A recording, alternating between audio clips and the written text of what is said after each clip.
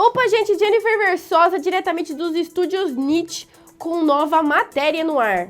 Ontem rolou o debate e para você que não conferiu, separamos aqui os melhores momentos do debate da Band. Confere aí e eu espero que vocês curtam. Sabe o que eu tenho orgulho? É que eu sou o único candidato a presidente da República que tem coragem de entrar numa favela, sem colete de segurança. E já não é agora, não. Quando eu era presidente, eu entrava no Rio de Janeiro. E a pessoa falava, vai com cuidado, porque o Bolsonaro é amigo dos milicianos, você vai com cuidado. E eu ia, sabe por quê? Eu acredito no povo. E eu fui numa comunidade, no Complexo do Alemão, povo extraordinário, trabalhador, fizemos uma passeata extraordinária, exuberante, e ali não tinha bandido na passeata, ali tinha mulher e homens que trabalham, que levantam às 5 horas da manhã para trabalhar. Os bandidos só sabem onde estão. Os bandidos, sabe, tinha um vizinho seu que tinha 100 armas dentro de casa, só sabe. Esse não era da favela do Complexo do Alemão. Esse, quem sabe, morava num apartamento na Avenida Copacabana. Então, Bolsonaro, se tem um mentiroso aqui, esse mentiroso chama-se Jair Messias Bolsonaro, que tem mentido diariamente ao povo brasileiro. Inclusive, levou água para o Nordeste. Todo mundo sabe que quem fez a transposição do Rio São Francisco foi esse que vos fala, porque eu sou nordestino, já tive a experiência de carregar balde d'água e lata d'água na cabeça. Portanto, não minta. O senhor negou água para os seus irmãos nordestinos. Eu fui lá com o Rogério Marinho, que agora se elegeu senador pelo Rio Grande do Norte. O povo reconheceu o trabalho dele. O senhor fez, na verdade, é uma obra que não chegava a lugar nenhum. Pegamos uma obra parada há quase 10 anos. É pior uma obra parada há quase 10 anos do que começar uma obra. O senhor desviou, sim, foi muito dinheiro para a corrupção. Tudo tinha corrupção no seu governo, tudo. O senhor negou água para nordestino. Eu levei água com a transposição e com o Rogério Marinho. E mais ainda, o Exército tem trabalhado muito no Nordeste para cavar poços para essas pessoas que ficaram longe desses córregos enormes que a água do São Francisco. Então, o senhor realmente maltratou. Devia ser prioridade total tua. Prioridade número 1 e não 0. Prioridade número 1. E não fez isso. Negou água para o povo nordestino. O senhor realmente é uma pessoa fantástica em falar em vergonha nacional. Olha, eu vou contar uma coisa. Se tem uma coisa que é cara de pau, é o cara de pau desse cara. Porque eu fiz 88% das obras do São Francisco. Ele fez 3,5%. 3,5%. Da mesma forma que ele fala que fez ferrovia. Da mesma forma que fez o 163. Tudo feito pelo governo do PT. Mais de 80% das obras feitas. E ele vai lá, termina. Quando eu tomei posse em 2003, o Fernando Henrique Cardoso estava fazendo uma ponte lá de Vida Minas com Mato Grosso, eu fui lá inaugurar e fiz justiça ao Fernando Henrique Cardoso, disse que era dele. Você poderia, pelo menos, ter sensatez de quando inaugurar, fala, gente, eu quero dizer que essa obra aqui é do presidente Lula, ele foi mais competente que eu, ele fez a obra, sabe? Eu só vou aqui dar um empurrinho para acabar esse pedacinho que está faltando. Mas dizer que foi sua? Você acha que alguém acredita? Você acha que o nordestino que está vendo a gente na televisão acredita que foi você que levou água?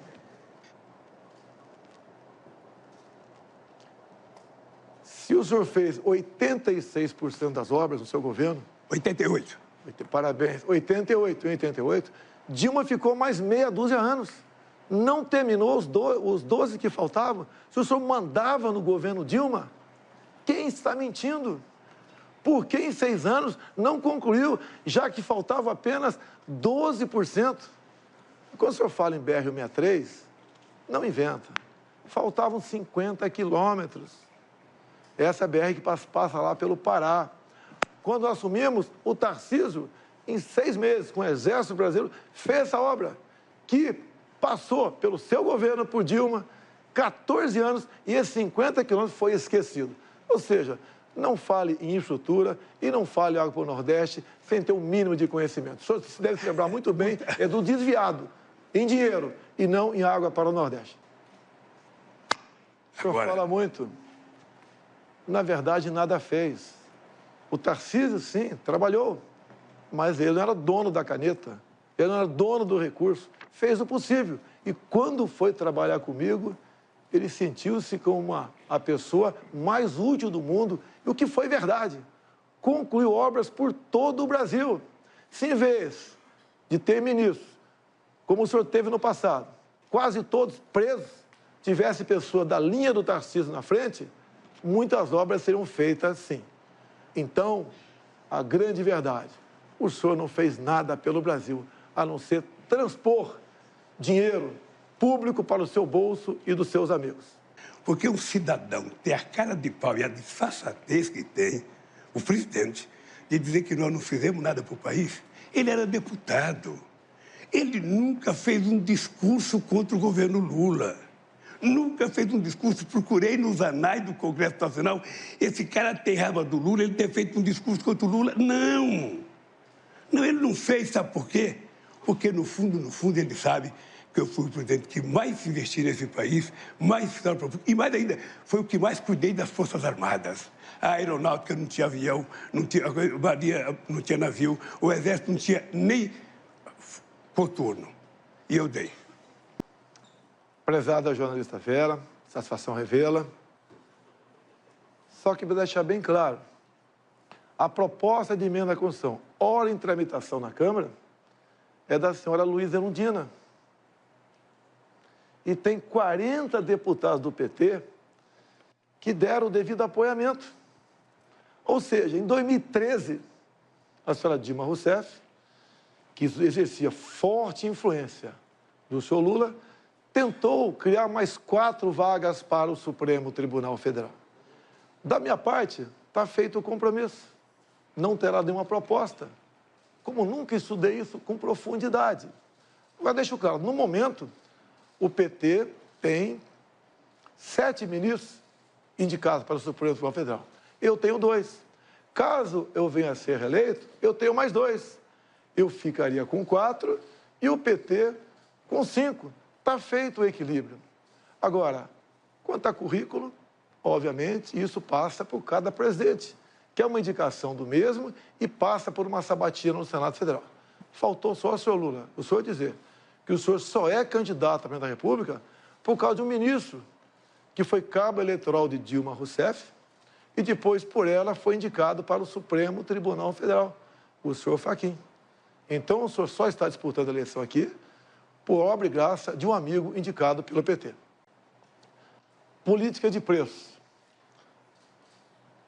A Covid, a pandemia, o fica em casa, uma guerra lá fora, explodiu o preço dos combustíveis no mundo todo. No Brasil não foi diferente. Mas nós tínhamos obrigação de buscar uma alternativa. Fomos ao Parlamento, à Câmara e ao Senado.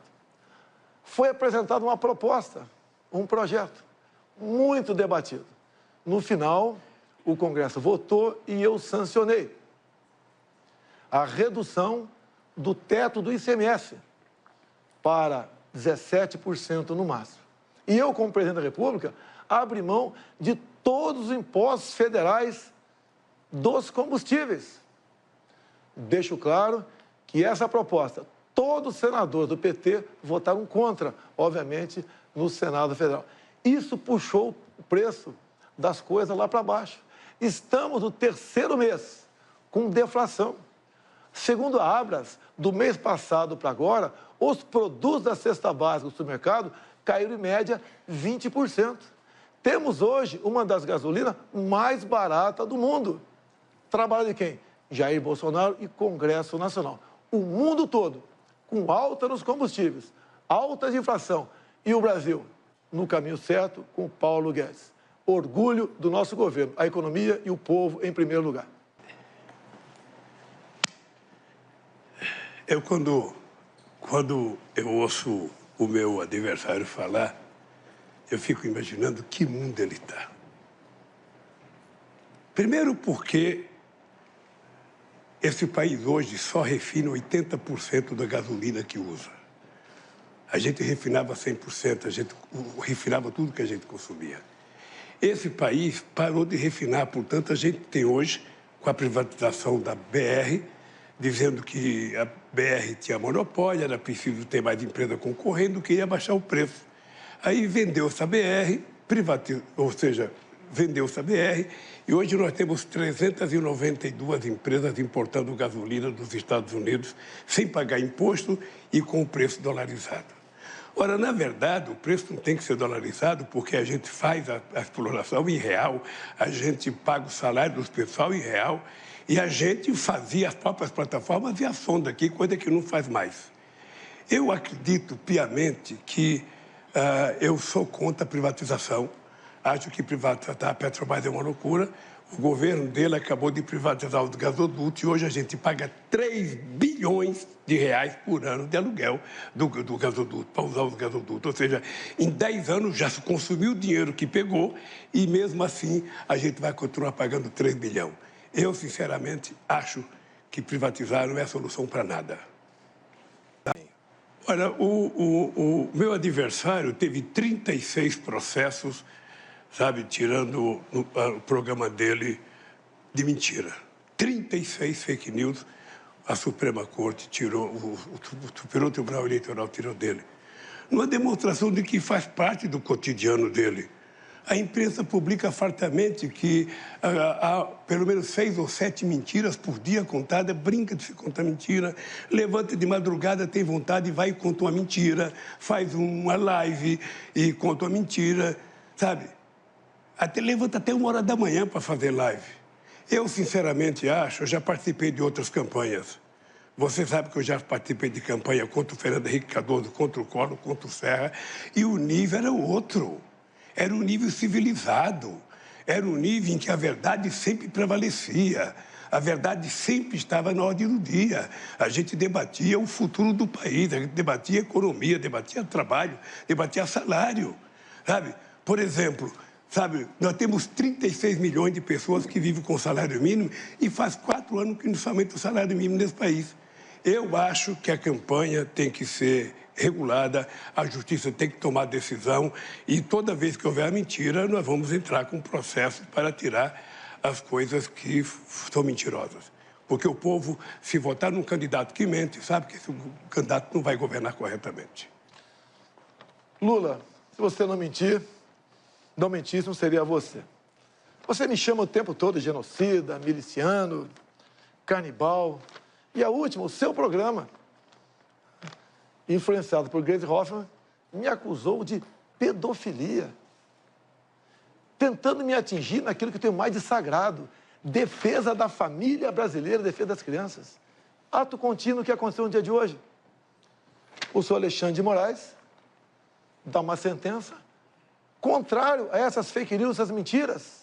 E diz a sentença aqui, a postagem realizada pela representada Gleisi Hoffmann, presidente do PT, em 15 de outubro agora, se descola da realidade, por meio de inverdades, fazendo uso de recortes e encadeamentos inexistentes de falas gravemente descontextualizadas do representante Jair Bolsonaro, com o intuito de induzir o eleitorado negativamente.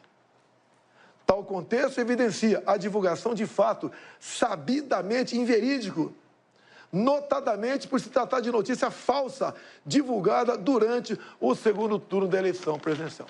Sem mentir, e aqui, de forma concreta, uma sentença do ministro Alexandre de Moraes. Sem mentir, você chega aonde? Você não tem que falar do seu passado, que não tem nada que preste o seu passado, só tem que mentir para tentar denegrir a imagem dos outros. Prezado Josias, por favor, eu comprei com orçamento secreto, eu vetei derrubar o veto. Agora, se eu comprei, eu tenho um voto. Vamos supor que o senhor seja deputado. Se o senhor recebeu um dinheiro do orçamento secreto, o senhor vai votar comigo. É lógico ou não é? É lógico. Eu tenho aqui uma lista preliminar. 13 deputados do PT que receberam recurso desse tal orçamento secreto. Eu não tenho nada a ver com esse orçamento secreto. Posso até entender que o parlamento trabalha melhor na distribuição de renda do que nós, por lá de cá, o meu Ministério da Economia e o presidente. Agora, por favor, Josias, falar que eu comprei com orçamento secreto, eu posso te trazer, numa outra oportunidade, mais nomes que receberam fortunas desse dito orçamento secreto. Então, se eu tivesse esse poder, primeiro que eu tenho caráter, não faria isso. E só para controle. Esse orçamento foi criado por Rodrigo Maia. Sabidamente, uma pessoa queria tirar poder de mim. Eu queria, na verdade, José, se fosse verdade, que o orçamento estivesse nas minhas mãos. Eu faria melhor uso dele. Pode ter certeza disso. Como o Tarcísio tem feito nas suas obras, o Rogério Marinho, entre outros. Agora, por favor, José, você é jornalista, você é uma pessoa inteligente. Eu jamais daria dinheiro para essa turma toda aqui se não estivesse votando comigo, né? Se bem que eu nunca comprei voto de ninguém. Josias, a primeira coisa que você tem que aprender é que um presidente da República, quando ele é eleito, ele vai governar e lidar com o Congresso que foi eleito. E quem elegeu o Congresso foi o povo brasileiro. Se os deputados são bons ou não, o povo brasileiro tem responsabilidade por quem indicou. E é com quem tem mandato que o governo se relaciona. O suplente não vale, os que ficaram em segundo lugar não vale. É exatamente com as pessoas que foram eleitas. Isso vale para todos os presidentes da República. Vale para você se fosse eleito presidente. Eu vou tentar confrontar essa história do orçamento secreto.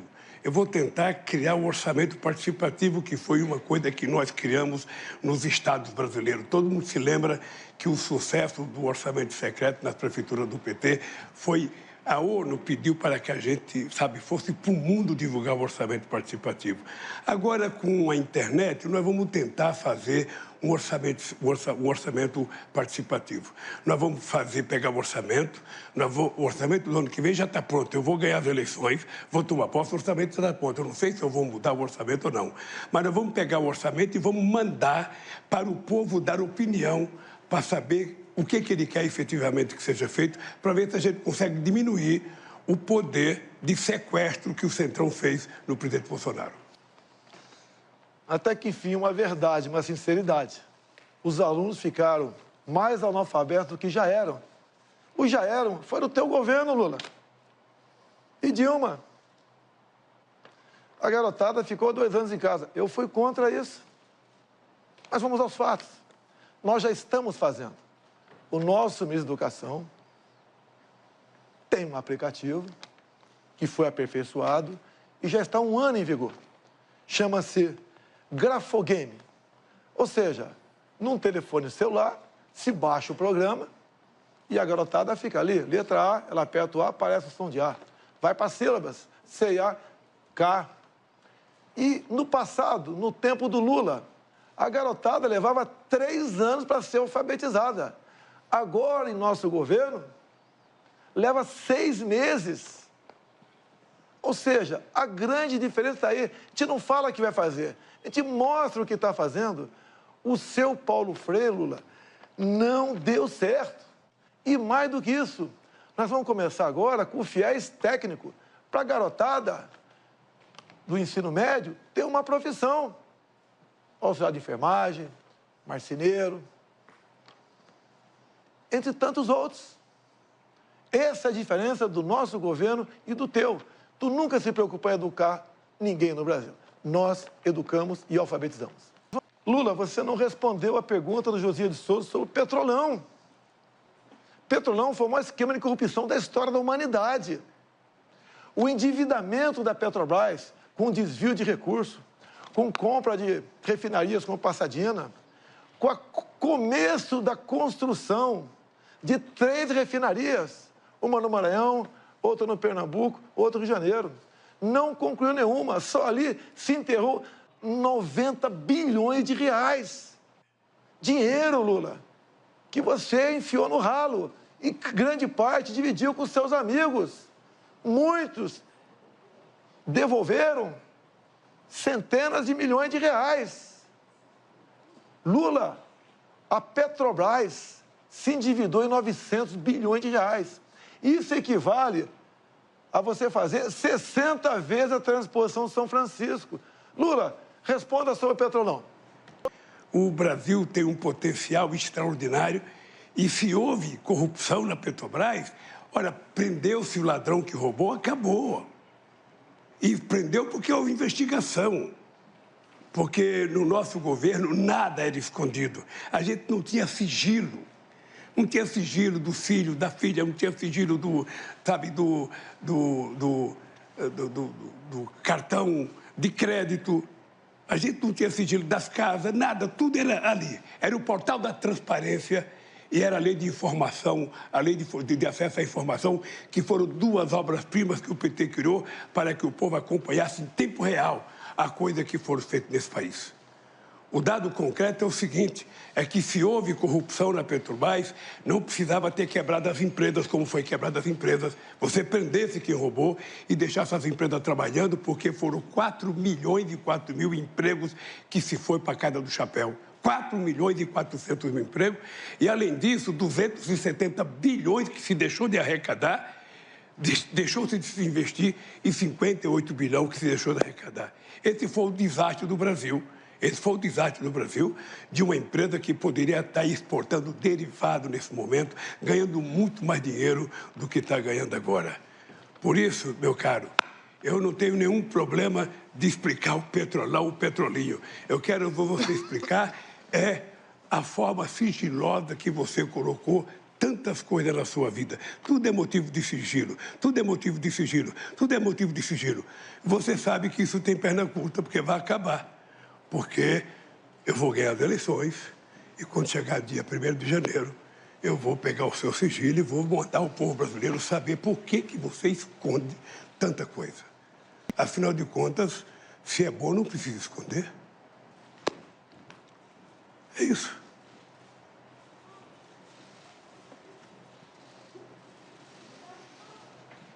Estou à sua disposição. Aliás... Fica aqui, Lula, fica aqui. Aliás, deixa eu lhe falar uma coisa. Fica aqui. Deixa eu falar uma coisa pra você. Sabe o que eu fiquei sabendo agora? Sabe o que eu fiquei sabendo agora? Que todo o discurso seu no Congresso Nacional era falando bem de mim, quando era deputado e eu era presidente. Você começou a fazer 3 refinarias, não concluiu nenhuma. Vocês compraram uma passadina lá fora, uma sucata. Você entregou para Evo Morales, da Bolívia, 2 refinarias nossas, Lula. Pare de mentir. Por que você mente descaradamente? Eu estou falando. É mentira sua. Ah, é mentira? É mentira sua. Mentira. Mentira minha? Mentira. Você não entregou Olha ali para aquela câmara que você deve estar com seus filhos ouvindo você e repita. Os meus filhos me acompanham, mentira. Os seus não. Você, aliás, você não sabe fazer outra coisa, não sei mentir, Bolsonaro. Quando os dois falam, o espectador não consegue entender o que se fala. Sabe por que houve roubo... Lula, você sabe por que houve roubalheira na Petrobras, Lula? Porque você entregou para partidos políticos, diretorias da Petrobras. Você fez um leilão em troca de apoio dentro do parlamento. Não minta. Você botava... Não minta que é feio. Candidato Lula, respeita, ele está falando. Grupos partidários. E o pessoal entrava para saquear. E você, com os votos caindo para aprovar suas propostas lá dentro, você se refestelava. Olha o BNDES, Lula. Fala do BNDES. Por que a Venezuela tem metrô e Belo Horizonte não tem metrô? Você entregou 1 bilhão e 60 milhões de dólares para o seu amigo Chávez e Maduro, fizeram o metrô lá fora, deram um cano no Brasil e não tem metrô aqui no Brasil. E parte dessa grana teria voltado para cá ou foi tudo para obra? Não foi tudo para obra. Lula, você tem muito a falar sobre corrupção. Não culpe os procuradores da Lava Jato, os juízes. A responsabilidade pela corrupção no Brasil foi tua. Os números estão aí. Lula, quando você fala em petrolão, não se esqueça. O ministro Joaquim Barbosa, quando proferiu seu voto, mandando para a cadeia vários dos seus colegas, ele foi bem claro. O único que não pegou o dinheiro da Petrobras foi o senhor Jair Bolsonaro. Dá até uma gaguejada. Ou seja, não me compare com seus amigos corruptos, Lula. Longe disso. Quando você fala em crescimento, você mente o tempo todo. Dá um Google você em casa. Vê quanto foi o crescimento do Brasil em 2015, 2016. Governo do PT. O Brasil caiu na ordem de 7%. Tinha pandemia naquele tempo? Tinha guerra lá fora? Não. Mas tinha corrupção em abundância no Brasil. Em 2020, o mundo todo sofreu com a economia. Falavam lá fora que o Brasil ia cair 10%. Caiu 10%. No ano seguinte, recuperamos. Ou seja, com pandemia, com uma guerra lá fora e com uma crise ideológica, nós ficamos no 0 a 0 em 2 anos. E em 2 anos você perdeu 7%. Sem pandemia, sem falta d'água e sem guerra lá fora. Há uma diferença enorme entre cuidar da economia com uma pessoa como eu e o Paulo Guedes e você. E para falar economia, prezado Lula, quem vai ser seu ministro da economia? Já decidiu? Ou está barganhando ainda com algum partido político? Quem vai ser seu ministro da economia, Lula? Fala para a gente aqui. Uma coisa, eu falei do meu governo. O governo mais exitoso da história do Brasil. Um governo que tirou 36 milhões de pessoas da miséria absoluta. Um governo que colocou 42 milhões do povo brasileiro a um padrão de consumo de classe média.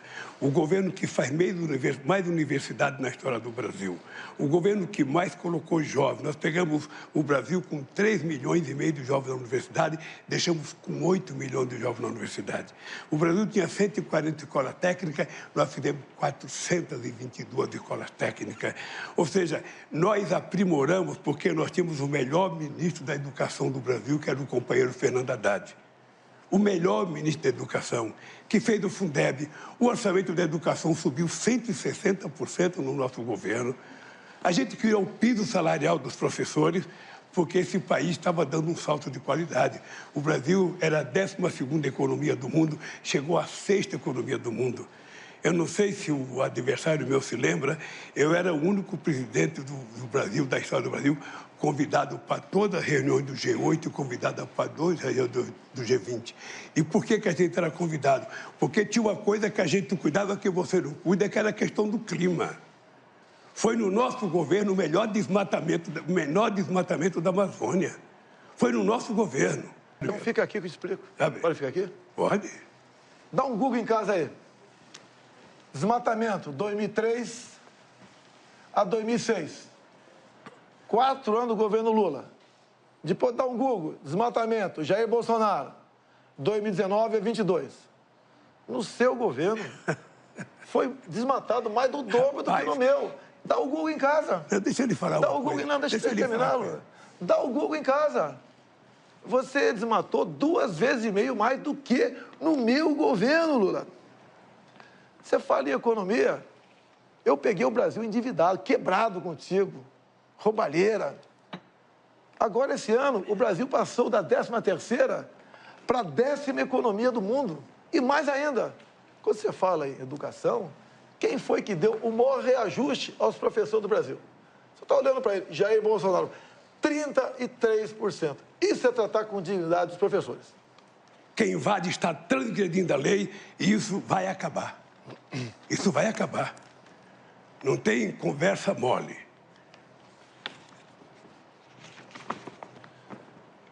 Em 14 anos, você não fez nada. Em 14 anos, você não fez nada. Está prometendo que vai fazer pela Amazônia agora? Você não fez nada. Você passeou por aí, as suas viagens, mas nada além disso. Você não fez nada para o Brasil. Vamos falar um pouquinho sobre... Já que você falou que vai trazer amigo para cá? Você sentiu... Você vai trazer... Você era deputado e você sentiu orgulho de ter o Lula como presidente. Fala a verdade. Meu tempo? Vamos falar dos seus amigos? Vamos. Daniel Ortega? Vamos. Ortega? Vamos é seu falar. amigo, não é? Vamos falar. É Ortega, seu amigo? Vamos falar. É seu amigo Ortega? Faz a pergunta. É, Faz a ele te pergunta. cumprimentou Faz quando a pergunta. tu foi para o segundo turno aqui. Faz a pergunta. Ele lá está prendendo padres, expulsando freiras, fechando canais de TV como a CNN, de TV e rádio católica. Ele acabou de proibir a comemoração do Dia da Bíblia, proibiu procissões, fechou o país, um desrespeito com as religiões. E você o trata como amigo? Diz que isso compete a ele e nós não podemos fazer nada? Outro amigo teu, Lula, quando eu falei na ONU que estava de portas abertas para receber freiras e padres da Nicarágua, O teu outro amigo, Petro, da Colômbia, ocupou a tribuna e pediu a descriminalização da maconha. Ou melhor, da cocaína, o que é mais grave ainda. Lula, esses são seus amigos, aqui no Brasil, são chefões da comunidade. Não é o povo do Complexo do Alemão, não. O povo ali é decente, é ordeiro, é trabalhador. Você é amigo da minoria, pessoal do CPX e dos traficantes. E você agora é amigo também de Ortega e Petro, que pede a descriminalização da cocaína e que prende padres e freiras. É isso mesmo, Lula? Fala sobre o teu amigo aqui. Eu senti muito orgulho de, no dia 19 de julho de 1980, e participar da comemoração do aniversário da Revolução Sandinista, que derrubaram um ditador chamado Somoza de 30 anos. Agora, o regime político da Nicarágua é uma coisa que depende deles, e o Daniel Ortega sabe, você sabe, o Chaves sabe, todo mundo sabe, que se eu quisesse acreditar em mandato perpétuo, eu teria aceito o terceiro mandato quando me propuseram. Eu acho que quem acha que é imprescindível, insubstituível, começa a nascer um ditador. Então, se o Daniel Ortega está errando o povo da Nicarágua, que puna o Daniel Ortega. Se o Maduro está errando o povo, que puna. Porque você, quem vai punir é o povo brasileiro. Dia 30 de julho, dia 30 de outubro, se prepare. Eu faço aniversário dia 27 e o povo vai me dar de presente a sua volta para casa. É isso que vai acontecer. Porque o povo está precisando de alguém que cuide dele. Alguém que cuide do povo, alguém que cuide da mulher, do trabalhador, alguém que cuide, que tenha... Candidato Lula, o seu tempo acabou. Bom, esses foram os melhores momentos que selecionamos aqui para mostrar para vocês. Mas e aí, na sua opinião, quem é que venceu esse debate? Lula ou Bolsonaro? Deixa aqui embaixo nos comentários.